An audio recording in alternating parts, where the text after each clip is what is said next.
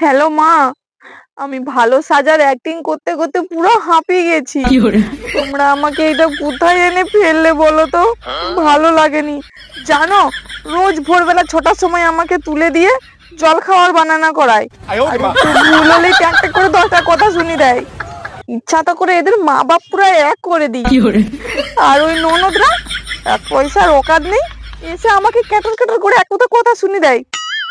জানো মা, তবু আমি মুখ বুজে সব সহ্য করেও আমার অ্যাক্টিংটাকে ধরে রাখছি। সবসময় বলি, হ্যাঁ দিদিভাই এটা করে দেবো, হ্যাঁ বোন ওটা করে দেবো। খচ্চর হারামজাদি যেদিনকে আমার আসল রূপটা জানতে পারবে না, সেদিন বুঝতে পারবে যে কি জিনিস ওরা ঘরে আনছে।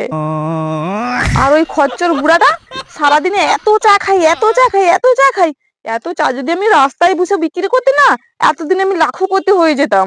আর আমার ওই শাশুড়ি একটা গিরগিটি, গিরগিটির থেকেও বেশি রং পাল্টায়। যখন কোনো কাজের কথা হবে, মাথায় হাত বুলিয়ে মা এটা এনে দে মা, ওটা করে দে মা। আর যখন কাজটা ফুরিয়ে যাবে, আমাকে উল্টা পাল্টা কথা শোনায়। বৌমা, হ্যাঁ মা আসছি। আচ্ছা বাসন, হ্যাঁ হ্যাঁ আমি বাসন এক্ষুনি ধুয়ে দিচ্ছি। দেখছো মা, তোমার মেয়ে কত বড় অ্যাক্টিং বাজ হয়ে গেছে। সত্যি বলছি মা, আমি যদি ডেলি ডেলি এরকম অ্যাক্টিং করতে থাকি না, কবে না অস্কার পেয়ে যাই। ঠিক আছে মা, আমি এখন রাখছি তাহলে। আমার মেয়ে আবার অ্যাক্টিং করতে যাচ্ছে।